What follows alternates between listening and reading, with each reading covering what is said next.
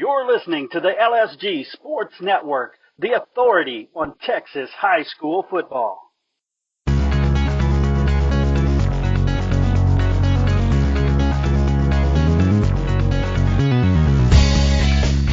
Welcome to the Texas High School Football Coaches Show on Lone Star Gridiron. I'm Chris Daly, and it's my belief that the men that make up the fraternity of Texas high school football coaches are much more than a bunch of thick-necked guys with whistles. They do so much more than teach technique and the X's and O's of football. They take young boys and change them into young men of character. They get kids to believe in themselves, to trust others, and to put others ahead of themselves. Texas high school football coaches are unique in how they impact the lives of these athletes as well as the generations those kids touch. In this show, I sit down with a different Texas high school football coach each time and learn about them.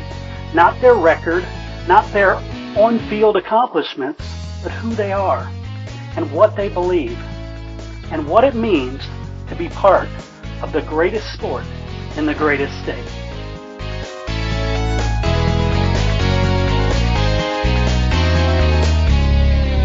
Hey everybody, welcome back to the Lone Star Gridiron Texas High School Football Coaches Show, Season 5, Episode 9. I want to thank you so much for tuning in. My guest today is a good friend right up the road in Wimberley, Texas, Doug Warren.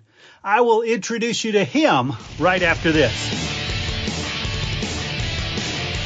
Hey, I want to give a big thank you to this season's title sponsor, Mecca Sportswear, where they are all about celebrating achievement. They're honored that so many high schools, colleges, and universities have chosen Mecca's products to represent their institutions. Mecca supplies you with the very best in custom letter jackets, chenille letters, patches, blankets, banners, pins, certificates, and much more to motivate and celebrate achievement in athletics, academics, or the arts. They create high-quality custom awards that will fit your budget. To see why so many great schools around Texas choose Mecca Sportswear, call Sherry Armstrong or Billy Armstrong at 210-651-6592. Mecca Sportswear, the premier suppliers of letter jackets and awards for over 40 years. I want to give a shout out to our sponsor, Power Plus Mouth Guard. What is that? Well, it's a mouth guard that helps you perform better and also increases your strength, your balance, your stamina, reduces the G-forces which are found in concussions. And the way it does that is it aligns your jaw properly. So this mouthpiece not only protects you, but it's going to help you breathe better. And that's really what it comes down to. It puts your airways in a better alignment, and so that helps you breathe better, that helps you have better balance, helps you have better stamina, the more oxygen getting to your brain, the more oxygen getting to your muscles, and that's where this mouth guard can help you. So you can check them out online. Just go to powerplusmouthguard.com. All you have to do is hit / and shop, and it'll show you all the mouthpieces they have. But check them out and check out the website. Dr. Michael Hutchinson is the one who has designed this new technology, and I really do think it is very forward-thinking in helping reduce concussions, in helping you be more alert late in the game when you're going to be tired, your muscles are tired, lack of oxygen is starting to affect you. This mouth guard will help you in getting more oxygen to you. So check them out, powerplusmouthguard.com. All right, everybody, join me in welcoming Coach Doug Warren to the show. Coach, how are you doing today? I'm doing great this morning. How about yourself? Wonderful. I get to talk football. Not only do I get to talk football with great coaches, I get to talk to one of my favorite coaches from one of my favorite cities, Wimberley. Heck yeah. We should have done this at the over breakfast somewhere, right? Yeah, we definitely should have. Yeah. Oh, well. So, on this show, as much as I'd love to talk to you about the Texans this season, we will save that for coaching school. All right.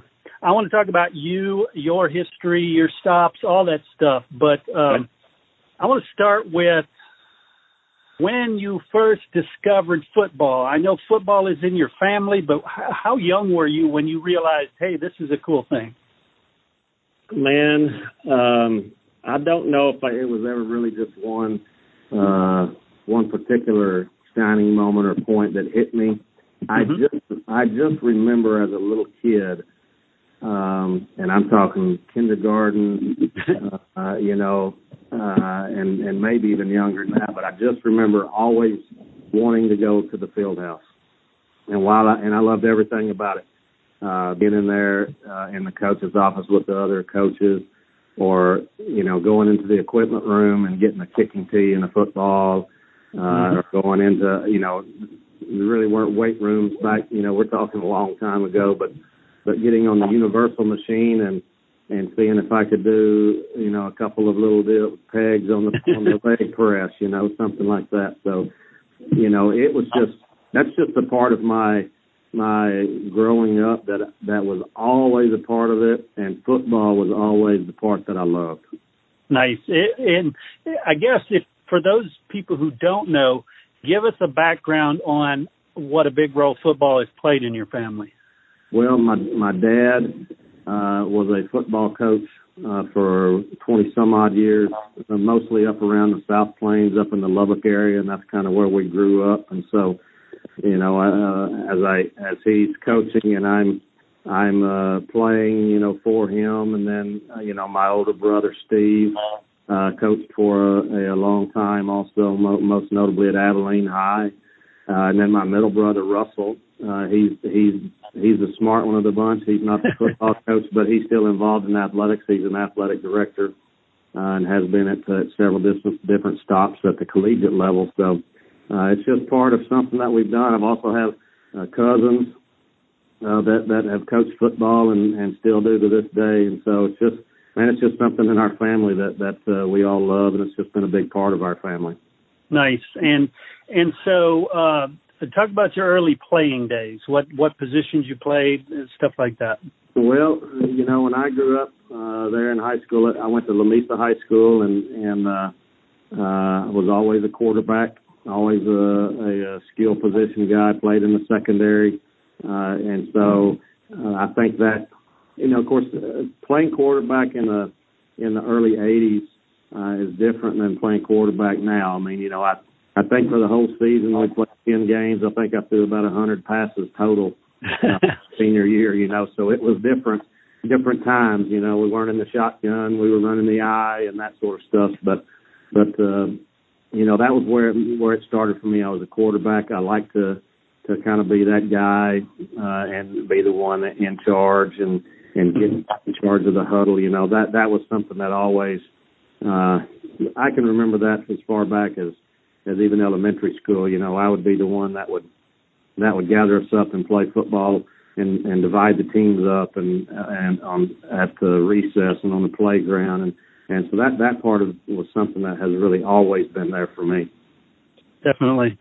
So I guess so. You played there at Lamesa, and then after high school, what did you do? Well, after high school, I would have liked to have played a little bit, but when you're a 5'10", 150 pound skinny little guy, there's not a whole lot of market value for you. So I took my talents to Angelo State, to the intramural fields at that time. It just wasn't. I would have loved to, but just wasn't in the cards for me, which was fine too. I had a great time at Angelo State and had a great education there that really put me in touch with a lot of people as far as coaches and that have helped my career out down the road. So did you go into college knowing, hey, I'm going to be a coach? I did not. You know what? My brother was going down that road already, and as I went to Angelo State, I was saying, man, I'm not going to be a coach. I'm not going to do this. I'm going to go business. I'm going to make some money, and so I can remember that first semester I took business administration 1301, the very first entry level course you can take, and I sat in that classroom, and it was the most boring classroom that I have ever sat through, and I just kept telling myself, I can't do this for the rest of my life. And at Christmas, I went home and I I told my parents that I'm changing my major from business administration. I want to be a coach. And my mom and my dad both laughed and said, well, we've known that all along. We just didn't know you were going to realize it. So that's funny. It sounds like that class traumatized you because you remembered the numbering system. I don't remember the number of any of my classes. Yeah, I do remember that one. It did traumatize me. It really did. Nice. All right, so you graduate with your degree, and then what do? Do you jump into coaching? What level? I did. Well, but really before that, so my brother, when I am beginning my junior year at Angelo State, my brother is named the head football coach out at Wall. Mm-hmm. And at that time, he had about 4 or 5 coaches total. And, it just, with my work schedule, I had a great boss. And so anyway, for the next 2 years, I drove out to Wall every day and I helped those guys coach. I wasn't on salary. I think my brother gave me a T-shirt that said Wall Hawks and a hat, and that's about it, But I went out there and coached football every day and helped in off season and knew that was the right thing for me. So when I graduated, I'd really been kind of going 2 years already, but at that time, then Steve left Wall right when I was graduating, and so I took a job. I like I said, I grew up on the South Plains up around Lubbock, and I was like, man, I want to go to a different part of the state, and I want to go down to the hill country and get where there's some rivers and lakes, that sort of stuff, Mm-hmm. But Littlefield, a guy named Lewis Boomer from Littlefield called me, and Littlefield's up around Lubbock, right where I'd moved from, and but they'd always had a great program up there. And I said, well, I'll go. They've got such a great football tradition and program. I'll go at least talk to them. And, I went up there, and he offered me the job that day, and I took it, So it's funny how things work out. They say that, I said I was never going back to that area up there and took my first job up there and stayed there for a long time. All right, if you could, take me now stop by stop, every position you've held until now. All right, so I started there at Littlefield, and I was as a young guy, I was coaching freshman football and freshman basketball and track, 3 sports, junior high English teacher, that sort of deal. And after a couple of years, I was coaching the varsity secondary and wide receivers there, and we had some good teams. I became the JV basketball. Got married along the way, right around in that time, and so I'm coaching at Littlefield, and you get, as a young coach, you've been in it now 4 or 5 years, and I kind of get that itch to become a head coach or of something.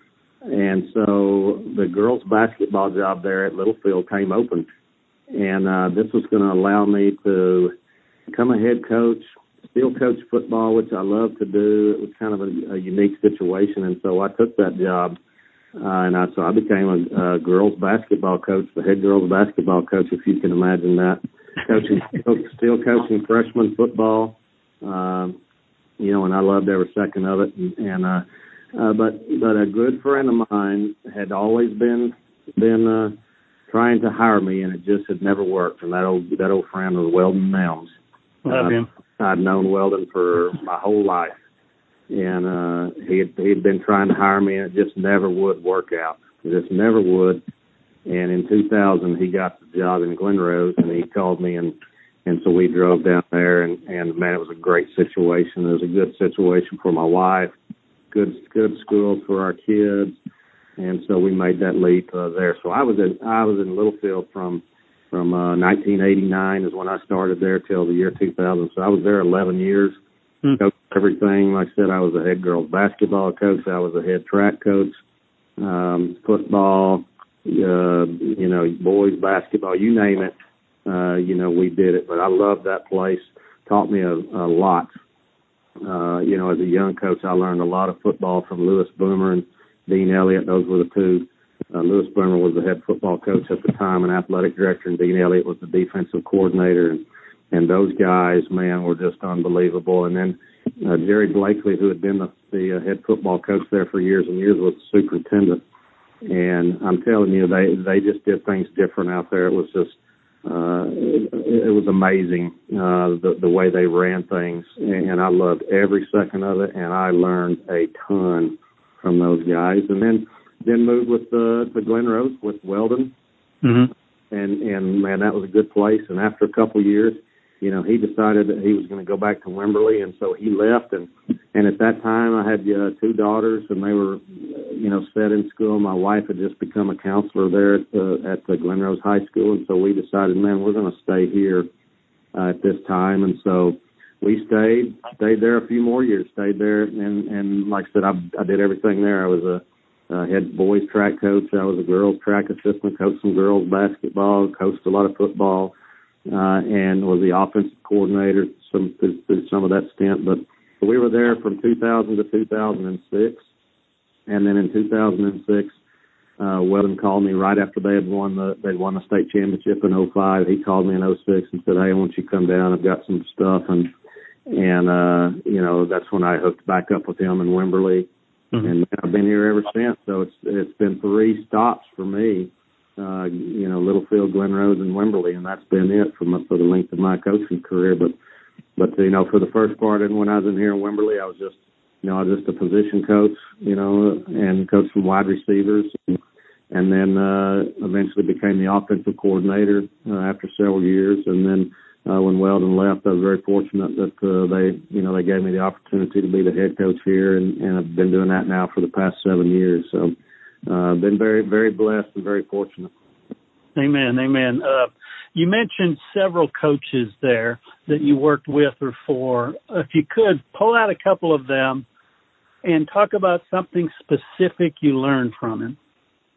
We talk about, the first athletic director that I worked under, and his name was Louis Boomer, mm-hmm. at Littlefield. And I think the first thing that comes to mind about him was loyalty. And he taught me what that means to a program, what that means, how to be loyal to other coaches, to other teachers, you know, just the whole deal. And I think that's the first thing that sticks out in my mind when I talk about Louis Boomer is loyalty and what that means in our profession today. And those lessons have stuck with me. Dean Elliott was the defensive coordinator at that time, and so the way we broke down our game plan on the weekends, Dean and I would do the defensive game plan, and his attention to detail was phenomenal, and I think that has rubbed off on me in so many ways. I catch myself even to this day, you know, thinking, you know, would Dean do it this way, or would Coach Elliott approve of this, or whatever. I still think of those things, and so those 2 guys right there, you know, those were my first really 2 that had that big impact on me. Another guy out in Littlefield that I worked with a long time, his name was Brian Hoosman, and Brian first came there was the head boys basketball coach, and I became his assistant.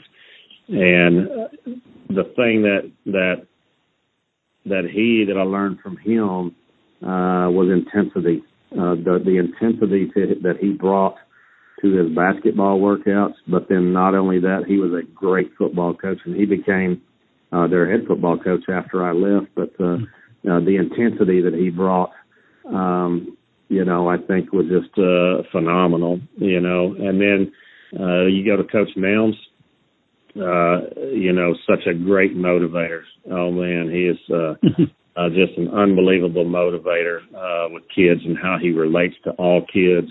It's just it's something that I could never match by any means, but sure try to emulate that as much as I can, because that guy, like I said, can motivate, and he can relate to kids in such a phenomenal way.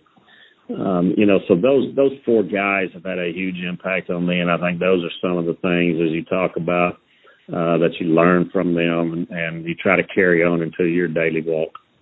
Right on, right on. And you've had nothing but good things to say about some of the other cities you've been in. If you could pull out what makes a city a good city for you as a football coach.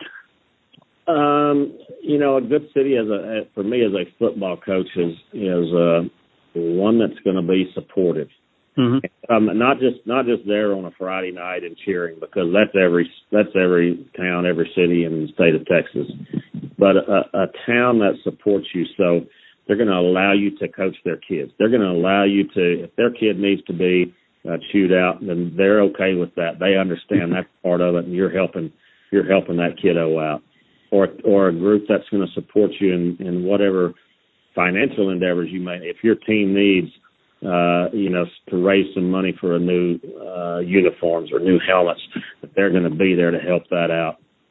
So I think that's one thing that you look for, in those communities, that are they willing to support you? And like I said, and not just in the stands, but in the other ways that really, really matter. Right on. And how about when you move into the head coach position, you also take on the athletic director role. What was the learning curve there? Man, I'll tell you what, that's a huge learning curve, and it continues today. I've been doing it now for 7 years, and probably learn something new on a daily basis that I can improve on and do better.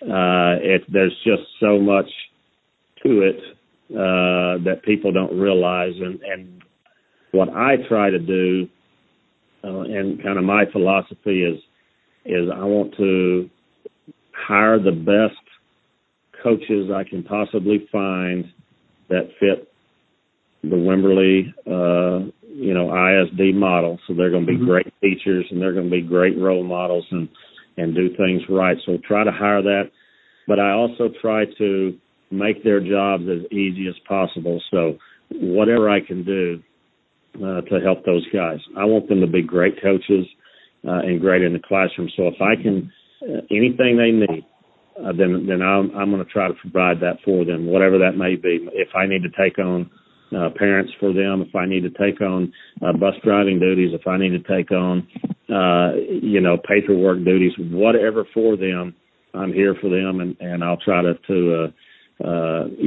make, like I said, make life easier for them. But more so than anything, those coaches are family to me. Those coaches, their kids and their wives are family to me, and I try to treat them that way. And sometimes we don't see eye to eye, but that's part of being a family. We always love each other, and we get things right because we want to do right by kids. You got it. And speaking of that brotherhood of coaches, talk about the importance of organizations like the Texas High School Coaches Association and Texas High School Athletic Directors Association. Well, those organizations are just phenomenal. You look at the High School Coaches Association, and it's really a brotherhood. So I may not even, let's talk about the coaches and I'll just pull up a high school. Let's say Mansfield High School. I may not know one single coach on that staff, but you know what? It's a brotherhood. And if one of them called me up and said, Coach, I'm coming through Wimberley, could we stop and take a look at your facilities? I'd tell them, heck yeah, and I'd go meet them. Or they said, hey, my daughter goes to school at Texas State and she's had a flat out there. Can you go help her? I'd dang sure do it. That's just, and that happens all over the state of Texas. It's just like I said, it's a great brotherhood. We're competitive on game nights, whatever that night that may be. But, man, we're also willing to help you on any other time. That's why when you go to a clinic, there's people up there. There's no secrets. They're just telling you what they do because we know in the end result, we're all here for the kids, and we're all doing it for the kids, and that's the reason we do what we do. Right on. And finally, Coach, brand new coach comes to you, just graduated college. What advice would you give him? The thing that I would, the advice that I would give a new young coach is, number one, do whatever's necessary. As far as get in there and work. If something needs to be done, don't wait around for it to be done. Get in there and work. Align yourself with positive people. Get in with a coach or a program, and don't my deal, I've never been one to jump around a whole lot. I like stability. I like young coaches that come in here and I know they want to move up. But there's a lot of times when you start moving around, sometimes that can get a negative connotation with it. So hang around here, learn from these guys. We'll start giving you more responsibility and those types of things. But just be willing to learn as a young coach. Ask questions because they're I think a lot of times these young guys are sometimes they might be intimidated a little bit. But ask questions. Don't be afraid to ask what's a 2, what's a 4, what's a 7, those types of things. Because you got to learn somewhere, and so don't be afraid to ask those things of these coaches, and then just getting them to go to work, man, and find your good spot, and things will work out for you. Right on. Coach Doug Warren, I want to thank you first for the impact you've had on kids' lives, and then also for sitting down and chatting with me. Thanks for having me, Chris. I appreciate it. You bet. Hey, once again, I want to thank Coach Doug Warren for sitting down with me, sharing some of his story, sharing his background, his beliefs, his insights. And I want to thank you guys, as always, for tuning in. I know there are a lot of things you could be doing, maybe less these days, but I sure appreciate your attention. And I sure also appreciate you sharing this out in your social media platforms. Did you play Texas high school football? If you did, you're part of an elite group, the Brotherhood of Texas High School Football. All football players, past and present, who have ever suited up in the Lone Star State are eligible. Go to LoneStarGridiron.com/brotherhood. And thank you for the part you played in the greatest sport in the greatest state. Until next time, I'm Chris Daly, and we'll see you at the game.